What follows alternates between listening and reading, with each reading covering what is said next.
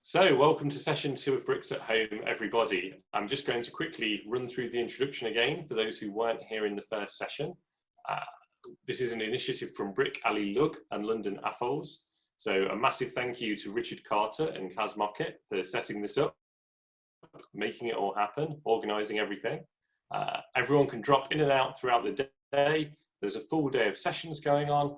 This is the second session and we've got 3 builders presenting their mocks. I'm Graham Hancock from brickfanatics.com, where you can get Lego news, reviews and features. So far today, we've seen some Jurassic Park builds, we've seen mock Isley, we've seen Rock Raiders sets and a big fairground layout. But right now, we're looking at space, classic space and Star Wars. We're going to have Ben Smith and Daniel Jarvis showing us some builds shortly. But first, Matt Bailey from Brick Alley Lug has got a classic space mosaic to show us. And he couldn't be here live, so he's shared a video with us instead. So we're going to have a look at that now.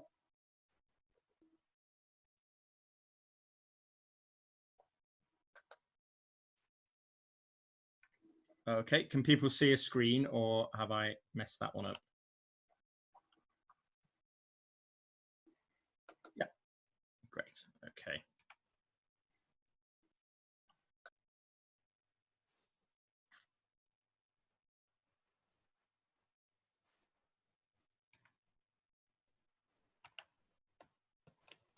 So, hello, would you like to introduce yourself and your LEGO user group and your hometown? Hi Richard, thank you. My name is Matt. I'm from the Brick Alley Lug, which is based in the northeast of England, and I live in County Durham. Okay, great, thanks. What do you love about being a member of the Lug? I love the whole camaraderie, the social side of it, the sharing of ideas, hosting shows, visiting other shows of other lugs, and sharing ideas with other members. Yep, I think the social side is something we all miss at the moment. So hopefully next year things will be back to normal. Yeah, yeah. So what do you have to show us in terms of Lego today? Okay, thank you. So this is something I made last year. And I'm a fan of the classic space theme and always have been. So I made the classic space logo that some of you will recognize, and I did a mosaic of it. So here it is. Excellent, thank you. And what inspired you to build that? Was it just lots of flower parts on the pick-a-brick wall or something else? Well, it's funny you should say that. Not directly that, but it's certainly indirectly. So I attended the Portugal fan weekend last year and decided I wanted to take something to exhibit. But obviously that means getting on a plane and trying to find something packable. I hadn't built anything and time was getting tight. And I thought about, I'd seen some people have done mosaics of the Lego logo or the Classic Space logo in the past and other things, and I thought maybe a mosaic would be good because it would be flat. But I wanted to do it in trans colors, trans red, trans blue, etc. But I didn't have the parts, and it was going to take time to order the parts. And then I realized I had. You mentioned flower heads. I had all these flower heads that I'd bought from the pick-a-brick wall sitting around, and I realized I had all the colors I needed. So obviously the Classic Space logo itself is not my design. It's obviously been around for a long time. So all I had to do was just take the design and fill in flower heads. So I don't know how much I can zoom in before it goes blurry, but anybody should be able to see that it's all flower heads. And do you know roughly how many parts are in the model? There are 800 flower heads because it's 40 by 20. The frame is probably about another 140 something parts. And then around the outside, plus the bits to the back. So we're probably at about 1,000 to 1,100 pieces in total. Doesn't look that many, but it is 800 flower heads. I had no idea it was 800. I had to add it up earlier. I've never counted until today. So how long? Because I thought you would ask that question. How long did it take you to stick all of the flower heads down? Not as long as I thought. It's not. I mean, I'm glad I did it at the size that I did it because it was nice to fit into a suitcase. And I think my intention was originally to make it bigger, and I'm glad I didn't. It probably took actually a couple of hours and had some rather sore thumbs by the end of it. Yeah, I can imagine. What was the most challenging part to build, and are there any new techniques that you used in this model that you maybe hadn't used before?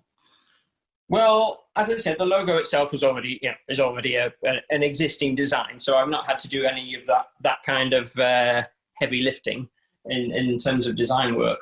So I've obviously borrowed an existing design from Lego. Thanks, Lego.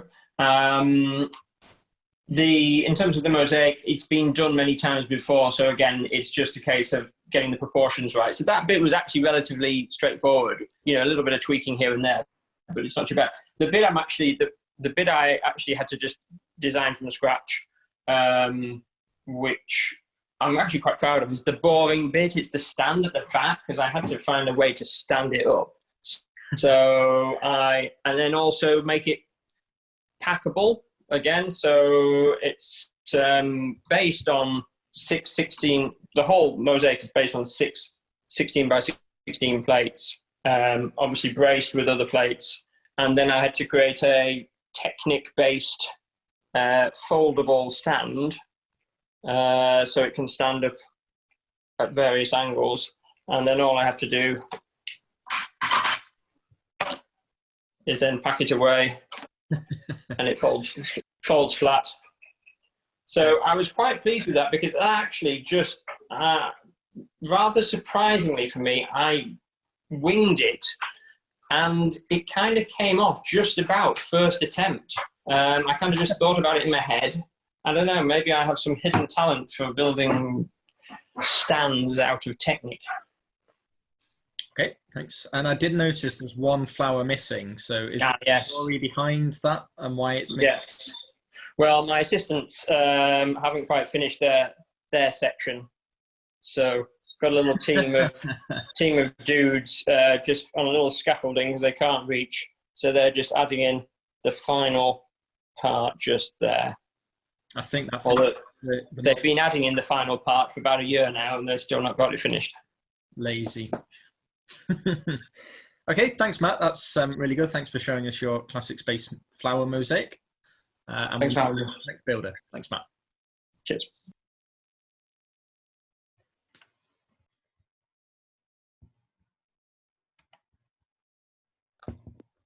So now we're going to go over to Ben Smith from Brickish to have a look at a 928 Galaxy Explorer reimagined. Hello, can you hear me? We can, Ben. Hello, hello. Oh, I can see myself. Hey. It's a bit distant. How are you? I'm really good, thank you. I'm really good. Hey everyone, my name's Graham Hancock, and I'm delighted. You can hear a recording of you now. I can hear me. That's weird. That's very spooky, isn't it? Your lips moving as well. It's gone quiet now. I think we're good to go, Ben. I think we're good. So which lug are you a part of? Brickish. And I'm also a member of this lug down in the southwest called Gert Lug, which, as of I think like literally last week, got official recognition and is now a recognised lug, which is great. It's always nice to have an R. It is. And where are you from, Ben? I'm currently in Bristol. I'm from Bournemouth way in the first instance, but I'm in Bristol at the moment. Could you tell us about your build and how it came to come about?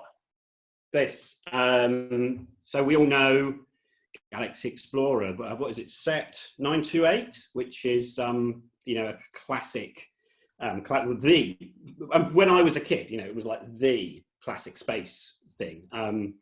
I remember some of the people here who are too young for that. Could you just explain why it was so important to classic space? It was, I think it came out in about 1979 or something like that. And I must have had it when I was like 5 or 6. And it just at that point, both in my life and I think in the sort of evolution of Lego, you'd just never seen anything this cool before. I remember thinking when I was a kid that it was enormous. It was this gigantic thing. I mean, it was so big you could get a little buggy up inside the back of it. And and it's just this landmark in, as I say, both in my childhood and in Lego space. And it was a couple of years ago, I think 2018, and I had been to, I displayed at the Great Western Brick Show at Steam in Swindon, and I got home. And as always happens after these shows, I sort of get home and then I think, I'm going to have a bit of a break for this now. I'm not going to build anything for like a week or two because I'm just a bit worn out. And I'm sitting on Facebook, and Pete Reed starts sending me messages on Facebook.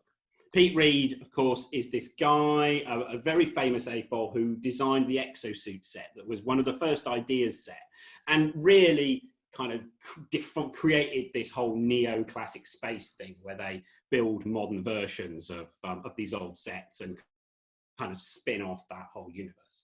He started sending me Facebook messages saying, when are you going to build something classic space? You should build something classic space. And I was just like, I'm not in the mood for it. I'm worn out from doing this other thing. And I don't have an idea. I don't really know what to do. And then I think I went to bed, and then this idea just popped into my mind. And it was the bit that I was sort of stuck on was the whole bit where in those old classic space sets, there was like a grey wing and then a sort of blue bit that stuck out the top. And I just had this idea of kind of doing it so it's all one shape and it's just the colours that differentiate these two different parts. Yeah. And then 6 months later, I built this. And so you had the idea for building it like that. Did you know it was going to be Galaxy Explorer that you had? Oh yeah. It was just a given. I mean, so that was the one from my childhood. There were three, weren't there? There was like the Galaxy Explorer was the big one with the buggy. There was a little one, and I had the little one, and I had Galaxy Explorer, but I didn't have the one in the middle, which had a little box or something in the back. And I've never had that. I should probably get it now, because I think when I was a child, I never even saw it. And I was always like, this is the mystery one that goes in the middle. I've never even seen. There's something about those old catalogues and seeing them in there, and like as a child, it makes them more mysterious and alluring, doesn't it?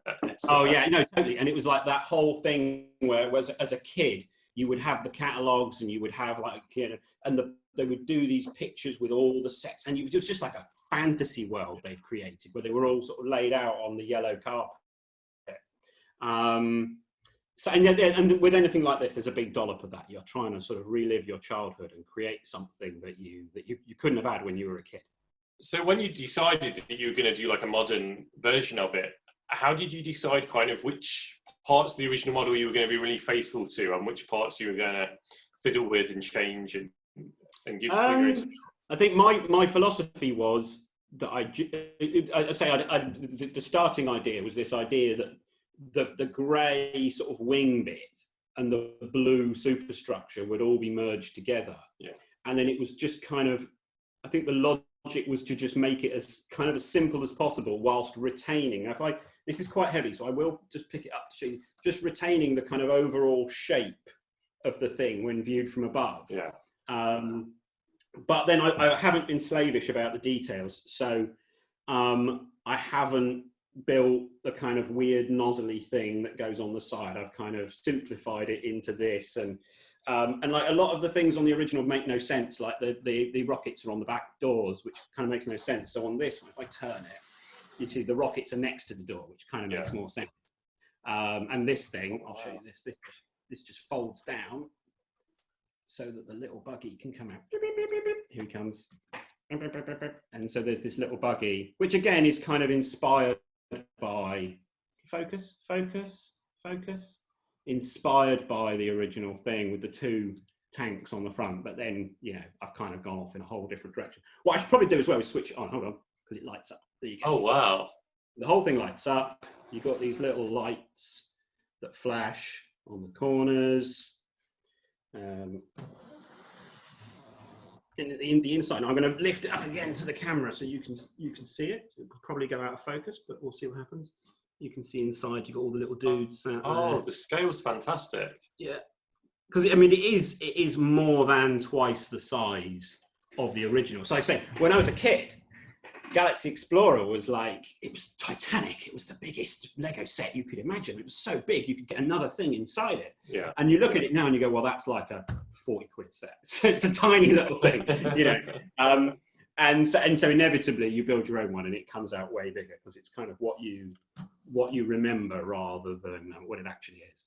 It feels like really authentic scale, though, in the sense that there's like a couple of minifigs in the cockpit and everything, and you know, it's much bigger. It's not like they're tightly packed in like with those old sets. No, and they've got room in there. There's a little room for them, you know, to press buttons and twiddle knobs and stuff like that. And there's a sort of, I'll pick it up again. Say it weighs a ton, and you've got to be a bit careful. There's a sort of reactor thing in the back. Oh yeah. Oh, that's really cool. And these windows, these are these 6 by 1 big panel pieces. And if I switch it off, you'll see it better. They're trans yellow. They don't come in trans yellow, so they are dyed. I bought these trans clear, and they're dyed with turmeric. And it is insane. You get these trans Lego pieces, you put them in a cup with hot water and turmeric, and you leave it for 10 minutes and they come out bright yellow. And it is an almost perfect match. Does it last? Apparently so. I mean, this is like 18 months old now, and it just sort of sits there. It's brilliant. And it just kind of opened the door, because there's quite a limited number of parts that are trans yellow, and it's got to be trans yellow, right? It can't be anything else. So it just kind of opened the door to doing it. There's other people that do it as well. You can get a yellow Sharpie and you just sort of scribble all over it for ages, and you can make it yellow that way. I like the turmeric tip, though. It kind of adds to the DIY. No, I know. I know. It's brilliant. It's like, and it is so simple. And who would have thought turmeric? It literally makes things bright yellow. And do you know how many parts you used in putting this together? About 5,000. All of this was designed in LDD software on a computer and then built for real. So it's about 5,000. I know that with some degree of accuracy. How much changing and reconfiguring did you have to do when you built it physically, or was the digital design like really safe, really solid? And having done this quite a lot, the digital design, I mean, the main thing if you built something on a computer and then you build it for real, the main thing is what happens is it just falls to bits because you didn't build it strong enough. And I've done it enough now to make sure that it is fairly sturdy and it doesn't just fall to bits. I'm trying to think. The main fiddling was just to get all these lights in, because there's just a bunch of mucking around to get cables all over the place and do that sort of stuff. And what was the most challenging part of the models to build? It's probably this front bit where you get these angles and the blue here lines up with this is a completely separate thing. Yeah. And then the inside of this is incredibly complicated with all sorts of snot work to get this pattern. And it was a real fit. But it came out really well, so I was quite pleased with it. Yeah, it's amazing, like the way all the different angles intersect and the fact that, they all line up so neatly. Yeah. And someone's just posted a question. I've got the thing open. I can see a question. Andrew Webb says, have you built a base and landing strip for it too? No, I have not. Because I know the original set came with that little house thing on a base plate. And I think when I was a kid, we never built those. I think we lost enough of the pieces of the set. We could never build the little house thing that goes next to it. So for me, I don't really care about that. That's sort of superfluous detail. So I've not done that. But your base plate would have to be quite big as well. It would have to be like 80 studs or something. So I don't really have room for it. You chose to go smooth rather than studied on this. And I just wondered what made you choose that. I just wanted it to look. I think my philosophy with this one was I didn't want it to look like a sort of goofy 70s thing. I was kind of like, what if this was real? What if this was something that had been designed today, like a video game or something, but retained the aesthetic. So this very kind of smooth appearance that's got, and sort of minimal kind of greebling. And I think that was the other thing, was that a lot of these kind of classic space things, it's greebles, it's all greebles, and I kind of wanted to get away from that and just have sort of shaping. And were there any new techniques that you used in this that you hadn't used before, or anything that you experimented with? I mean, there was a lot of mucking around to get all these panels to attach at the right angles and at things. And I think I sort of started with the front. And by the time I got to these panels at the back, and these bits at the back are quite complex because they kind of sit at really weird angles. And I started to basically using techniques where you've actually got, the whole thing is sitting on Technic axles, which means that it can slide in and out. And that means you don't have to build the supports conforming to a grid, right? Because you can just sort of play it. Oh, I don't know if you can see that. Can you see how there you are, the little engine thing? I don't think I pointed that out before. It's sort of got this kind of. Oh yeah. Oh, the light running along. That's great. I really like the way that's just slotted in between those two angles as well. Yeah, and it's again a lot of fiddling around to get all this to sort of fit in there. And which shows has this model been to? So the only show this has been to was the Sheffield Brickfest in February. Yeah. I couldn't do Steam last year. And I'd actually given it to another guy who was going to go. And it was sitting in a box. And I drove it to his house so he could take it. But then he got sick and didn't go. So it's like a month sitting in a box in this guy's house. And obviously then this whole coronavirus thing has happened, so it's it's not gone anywhere. So I thought this was quite a nice opportunity. Someone says, can you show us the underside? I'm going to try and do that. Hold on. So it's quite heavy and you don't want to drop it because it will just break. And it's got landing gear which folds up inside it, although there's not much I can do with that because then I can't put it down on the table. So what? Someone else, there was another question there. What do you use to control the things with the lights? And the lights are completely non-Lego. They're just LEDs that I buy on eBay, and it's all sort of soldered together. And it's just a little circuit board. I can't remember what it's called now. And you can buy them on eBay. They're very, very cheap. And there's a little compartment under this bit. There's a sort of box in the middle that you can't see, where the batteries are and all the and this little circuit board. And it just runs these 5 little doodads. And did Pete and the Classic Space crew give it their stamp of approval? Like, has it been? I think there's some pictures on Flickr. If you go to my Flickr, which is at flickr.com 3D Adventures, that's the word 3, THREE, the letter D, Adventures. There's a bunch of pictures there, but hardly anyone's seen it because, as I say, it's with the whole coronavirus thing, it's not really gone anywhere or done anything. And so which builders inspire you with your Lego builds? Is there anyone who you particularly follow or anyone whose stuff you're always looking forward to seeing? Yeah, there's a bunch of people on Flickr, and it's people like, there's a guy called Shannon Sproul. I think he's in Australia, and he just builds really, it's one of those people who just builds stuff that you've just not seen or thought of, or there's a guy called Nick Trotter whose stuff is just really incredibly slick, and you look at it and you go, Jesus, is that made of the Lego? How?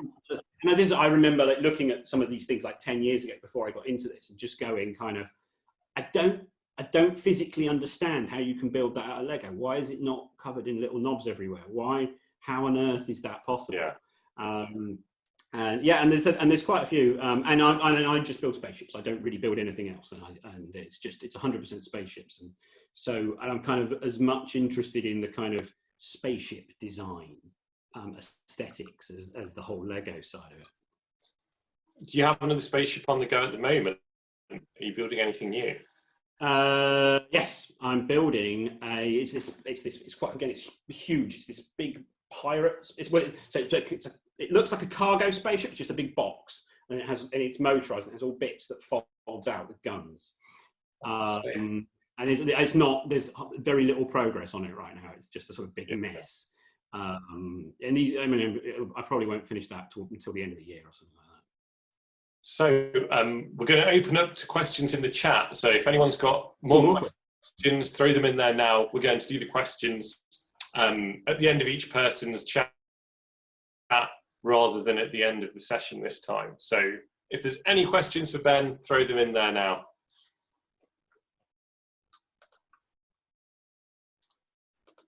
Do you have any other favourite classic space sets, Ben, from back in the day? The other one which I really love is the Starfleet Voyager, the white one that's kind of pointy and has two bits at the front and back, blue windows.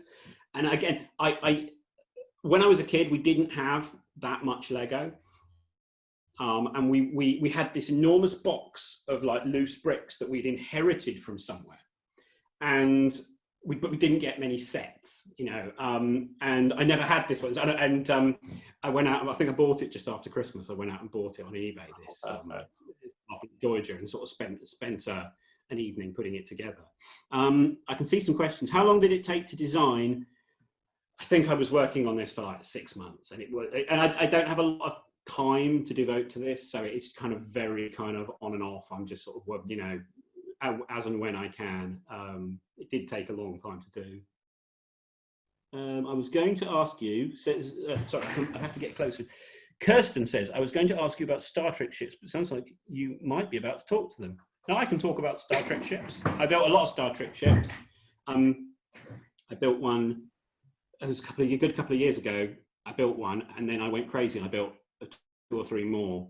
And again, if you look at my Flickr, which when I finish this, I'll type my Flickr address into the chat here. And I built a whole load of them. And eventually I had to say to myself, I'm going to stop now because I've kind of done that when I have to go off and do something else.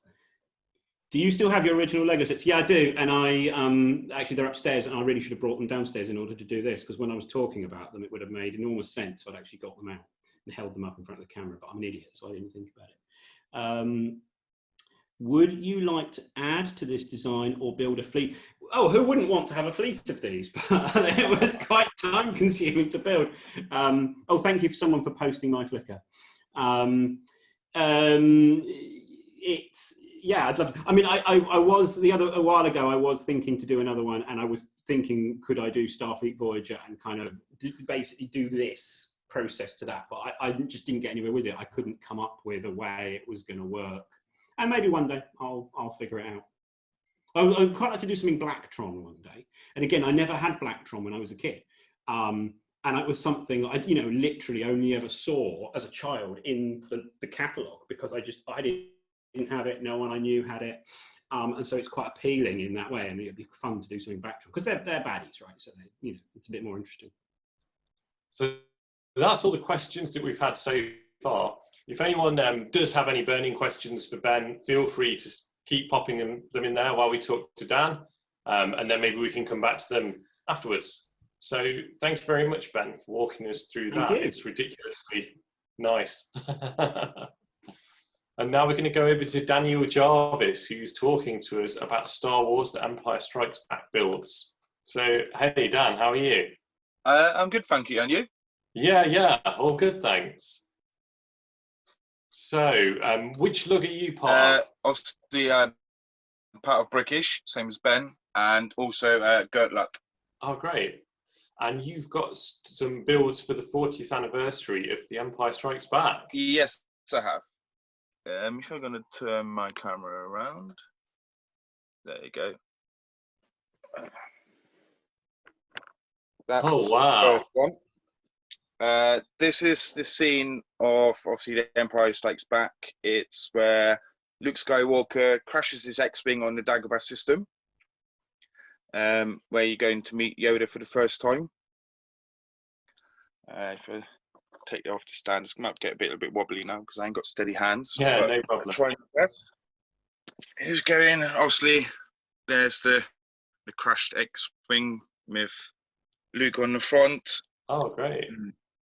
And then obviously you got the bit, this is like the camera's left to right, so if I go left, it goes right. A bit there sticking out, and people ask me, oh, what's that? And I always tell him to look underneath. I think about to see it. It's R2.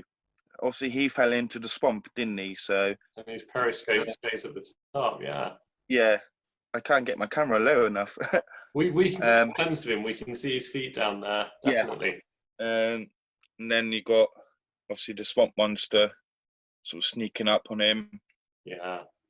Then obviously just a bit of swampy trees, and then right in the back you got Yoda obviously hiding away at the moment, just watching what's going on. And yeah, the reason I built it is obviously everybody with they think of Empire Strikes Back, they obviously think of Hoth, because that's the best part of the film. It's Hoth battle scene. So I thought I'd do a little tribute to Hoth as well, and then it's pretty much just a basic Vamper cave, Mr. Vamper and Luke hanging on the top. Oh, great. It does have lights in it, but sadly my batteries died and I haven't had a chance to replace them. Oh no, never mind. Let's if you could just hold the camera at the entrance. Yep, that's perfect for a minute, so we can get a good look at that. Yeah. Thank you. And what's your personal favourite scene from The Empire Strikes Back? It has to be Dagobah.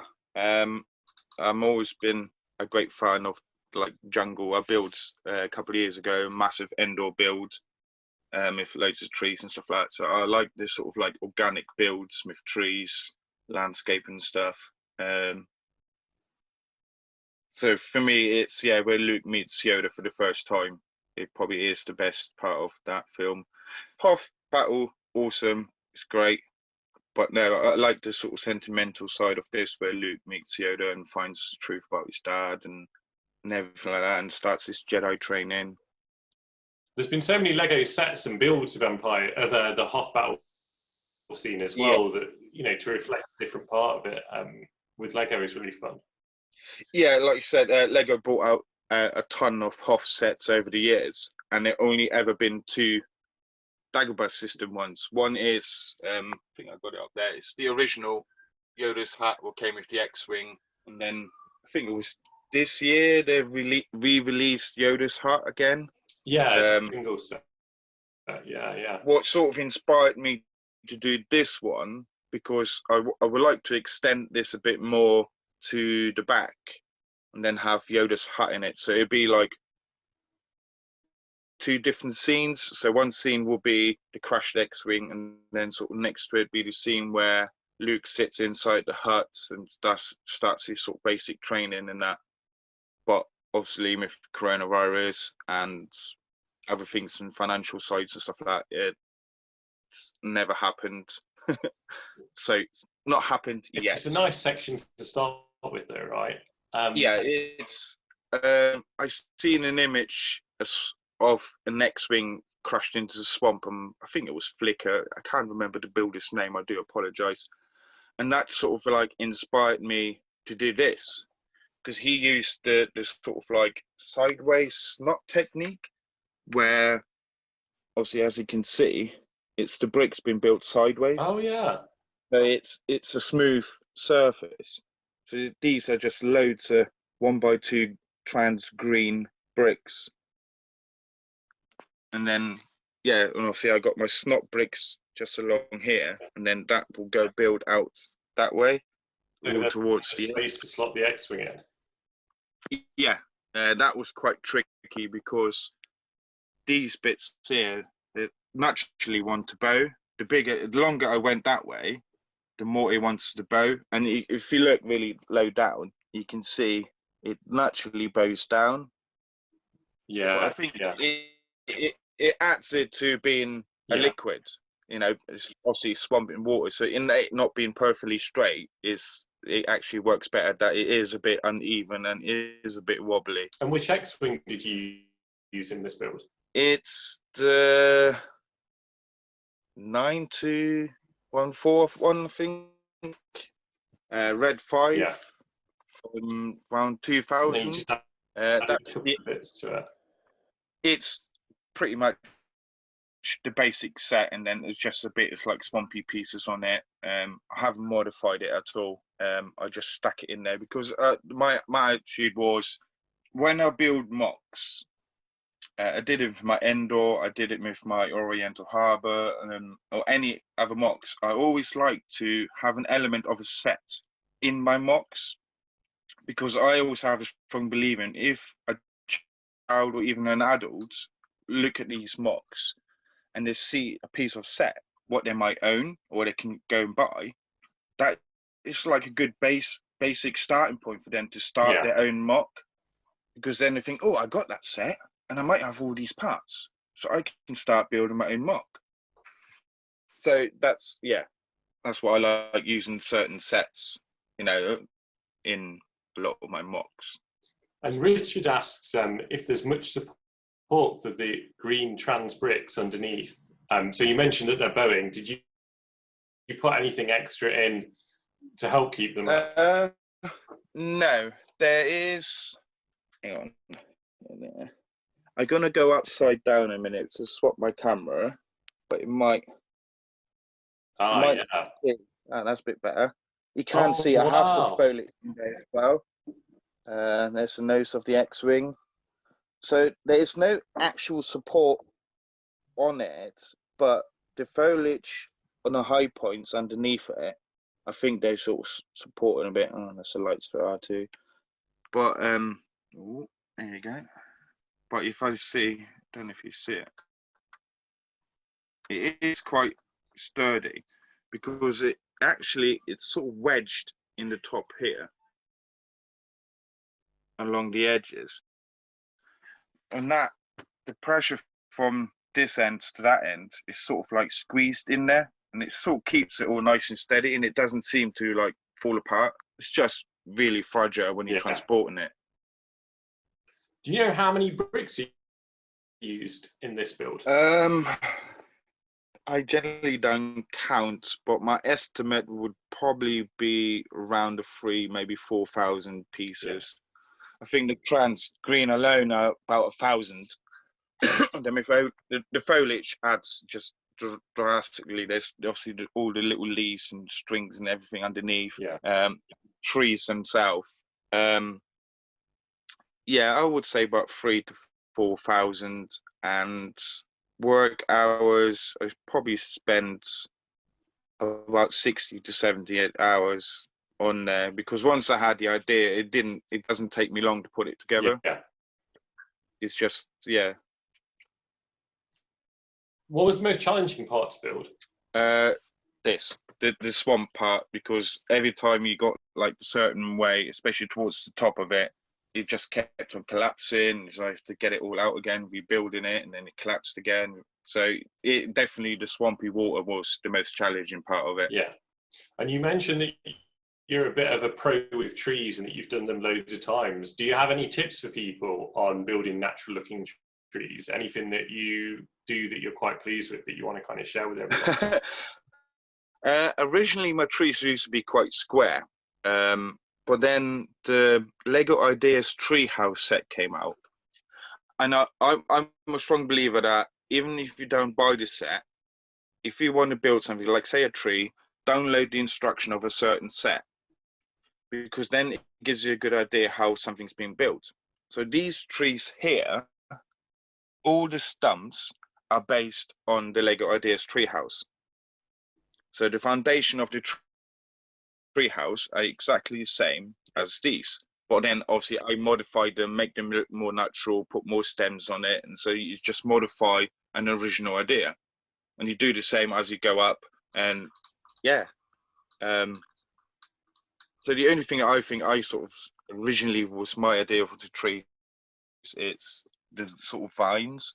I just used loads of the new flower stems because they stick all nicely together. And just put the green, best way to describe them, whips on there, and that sort of gives it a nice sort of hanging over swampy look.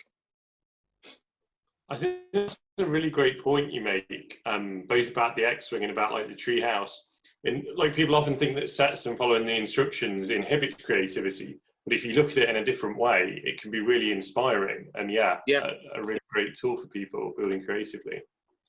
Yeah, it's it definitely is. It's I always say to like new people, first time builders and stuff like that, I always say the best way to do your first mock is how I myself started, is use an original set and modify it. Change the color scheme on it, just adds a few extra parts on it. You know, my first mock was the VW camper, the T4 camper, and I completely rebuilt it, and it's more of a geekmobile now. So it's all grey with dark green, a bit of red, and has like rockets on the side. It's got all Star Wars all over it and stuff. And that was sort of my first attempt on the mock. Yeah. You know, and then I've done the classic Mini. That's I think I got him. He's just sitting here at the top there, and that's just been modified to make it look like a Slave One. And I think that's a good way of starting your first mock, is to modify a set. Yeah. You know, build it your own style, your own color scheme, and that gives you sort of like an idea of what it's like. And then next time, build something completely from scratch, you know. So we've got a question here from Matt Kirby. Is it easy to transport with the trees? Yes, there's trees all split down in 1, 2, 3, 4 sections. If I actually can probably just take off. So first of all, the top foliage comes off. So I turn it around, normally in the box. That sits right on the top. So that's like that. And then you got the stem. I take these off. And stay it off. Splits about there.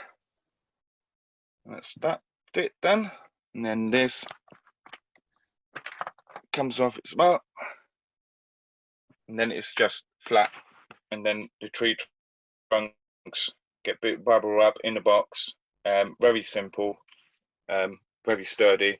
And then this section, the block, it's all in one section. Yeah. So I can take the trees and everything off to transport it, but this stays in one section. And it's designed perfectly for my car boot, because it sits perfectly in the corner and then sits the boot and it doesn't move at all. And then, yeah, it's done. That's great. I love how efficient that is. Yeah, I learned the hard way back in 2017 when I transported my indoor to Brick Life in Birmingham, and my trees were all solidly built and attached to the baseboard. So the only way I could transport them were in one go in the back of a car. And it was absolutely fine till I had to do a sudden brake maneuver, and all I heard was my trees falling over. Oh no. Yeah, and then I spent, I think it was the Wednesday evening, I got there about 3 o'clock, and I didn't finish about midnight rebuilding all my trees ready for Thursday morning for the show. So after that lesson, I sort of, now when I build trees, I make sure I can split them and transport them a lot easier than they are when they're solid, because they're really unstable. And do you mind if we have another look at the Hoth build now? Yeah. So I think this is like a really neat example of just building something compact and, you know, that can just display a couple of figures really nicely. Yeah, it took me a couple of hours.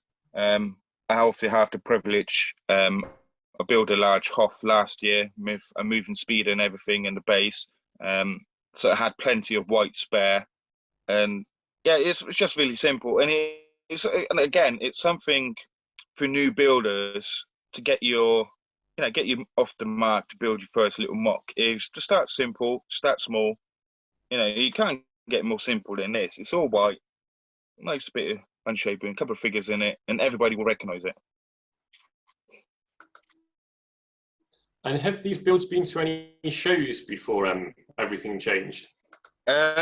Yes, I've done Leicester, the Space Centre, and Reading Brick Show. That's the 2 shows these 2 models made it to, and then obviously lockdown happened and nothing. That's nothing, because I generally try to do about 15 shows a year. Yeah. If I can. Did they get a good reaction? Yeah, I had great review on them. The public loved them. A lot of the builders loved them. And also, you know, any sort of Star Wars fan, it's nice. They were quite happy to see a tribute, you know, to The Empire Strikes Back, because it isn't so much of a forgotten film, but it's like the middle sibling, isn't it? You got the elder one and the younger one, and everybody forgets about the middle one. You know, everybody talks about New Hope, the beginning, and then Return of the Jedi. So, yeah, definitely. And are there any builders that you really admire, or anyone you want to give a shout out to, whose work you're always looking at? Yeah, there's a couple. One guy, he is a massive influence for me and great inspiration, is that Simon Pickard. Yeah. He's part of the Brick to the Past team, and I met him 4 or 5 years ago, and we're still good friends now. And I love picking his brain, because that man, what he can build out of Lego is just unbelievable. There are, just try and think of, Peter Reed, always been with his classic space, obviously, and Tim Goddard. You know, those guys. Yeah. Again, what they're doing with their classic space builds is mind-boggling. The rest is, it's hard, because a lot of them are friends of mine, so I don't really want to favouritize them. But Simon, really tough question, isn't it? That's right. Like picking out people. A lot of people I look up to are good friends with me now, so I don't really. But no, Simon, Tim, and Peter, they're definitely, in my early days, were great or massive inspiration for me to start mocking myself. You know. Awesome. Well, if anyone has any questions for Dan, please pop them in the chat, and we'll throw those over to him. What are these other things that we can see floating around, Daniel? What's that building on the right there? Oh, that Lego brick. This one here. Yeah. Well, it wasn't part of this plane. It's, I think a while ago, people were like doing upscale Lego pieces. I've got a few up here as well. Just grab them a minute. It's easier to explain. Couple of obviously unfinished project. I started off, obviously it's got the number of bits missing because they're on there, but it's just a large scale 2x2. Yeah. The difference is with this, again, it was something I've seen on Flickr. It has a little habitat inside it. That's neat. So like this one is classic space. Then the 2x4.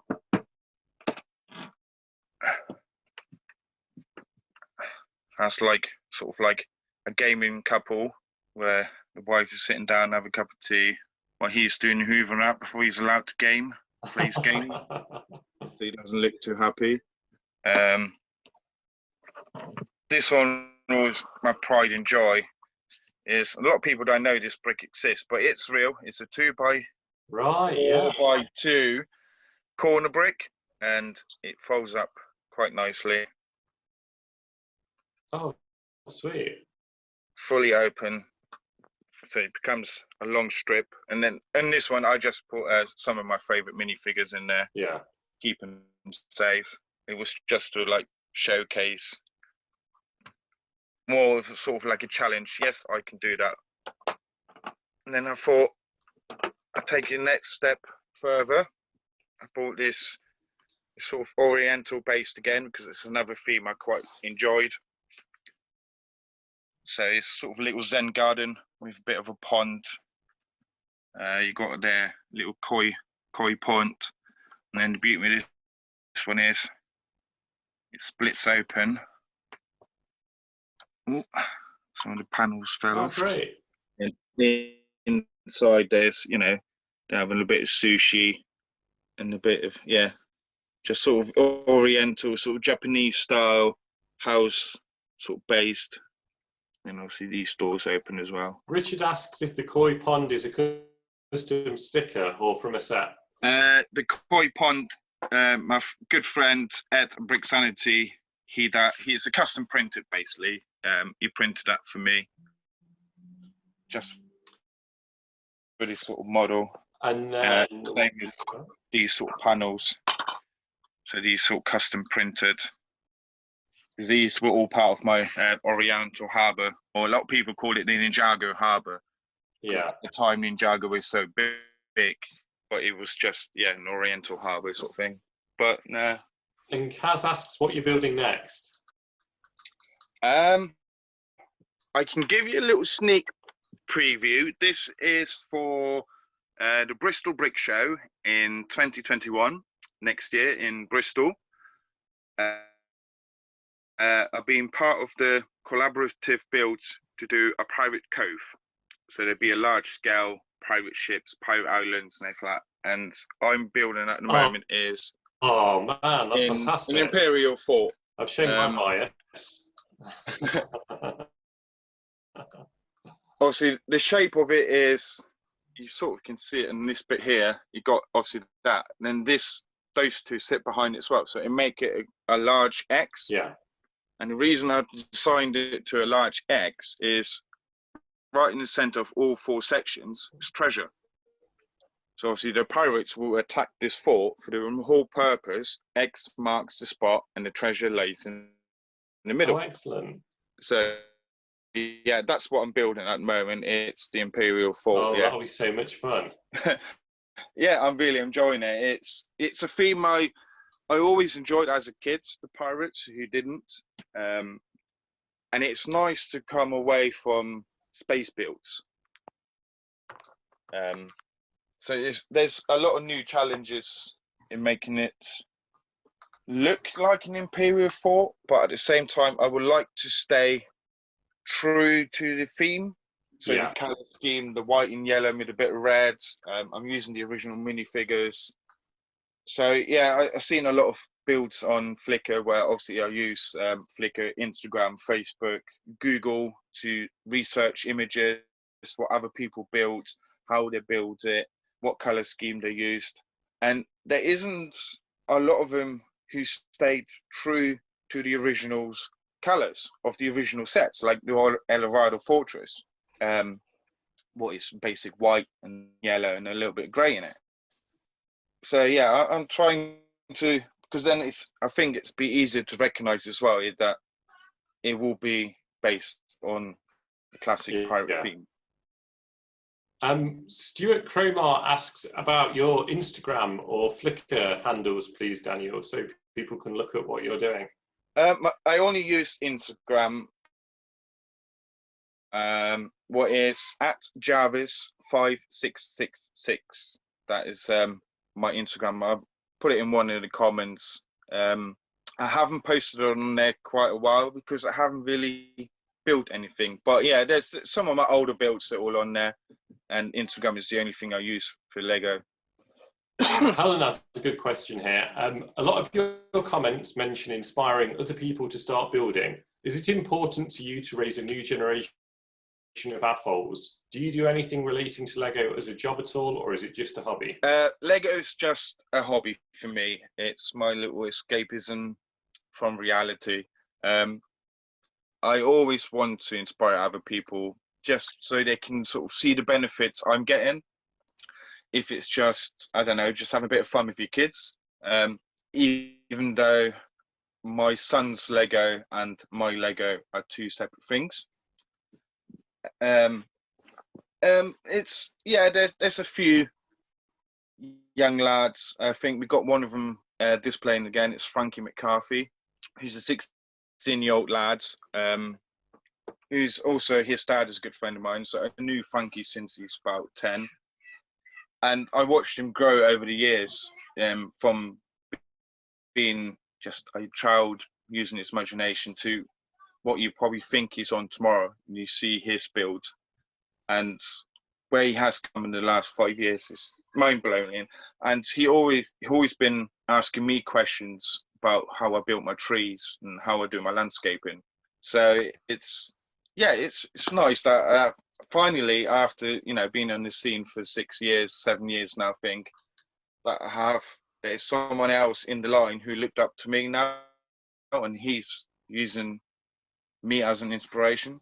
I think as well, there's so many people that everyone who displays at shows inspires, and they might never hear about it, but if you think of all the people who come in and out of those shows, when they leave at the end of the day, and the next time they get into their bricks, they're thinking of all the things that they saw, and it might not even be consciously, but yeah, it's amazing how inspiring it is for people to see these beautiful builds. So we're out of questions now, but I'm just going to, before we wrap up, read some of the comments, because we've got some really great comments that have come in while you've been showing your stuff off, Daniel. So Al says, I love the droid in the swamp. Kirsten says, the time spent on the swamp is totally worth it. It looks great and really highlights the whole model too, and the underwater idea is great. Al says he's stealing those finds for his trees. Stuart says he loves the skeletal stuff. Webb says that's a lovely point about legit sets in mocks. Stuart says swamptastic. The trans green with the submerged nose of the X-Wing looks brilliant. So yeah, there's lots and lots of love for that, Daniel. Yeah. And I'm also just going to read some of the comments that we had while Ben was showing off his build as well. Andy said he loved the pulsating lights on the engines. Yeah, cool. Kaz says lovely. What else have we got here? Kirsten says that's like a dream from when I was a kid. Duncan says very nice. Tim says that's fantastic. Richard says that is mind-blowing, beautiful. And then yeah, that about does us for this session. So thanks so much, Daniel. Thanks to Ben, and thanks to Matt for sharing their builds with us. We've got a lunch break until 1:30, and at 1:30 we've got an activity and workshop from Richard Carter, aka Bricks McGee. So if everyone gets a few bricks ready for that, that's going to be a nice interactive break from all of the talking, all of the showing off. But then we've got more of it this afternoon at 2:30. We've got session 3. So be sure to be back for that after Richard's workshop. Thanks again to all of the builders who displayed in this session. It's been really fun and inspiring again. And yeah, keep chatting away over lunch in the chat, and I'll see you all later.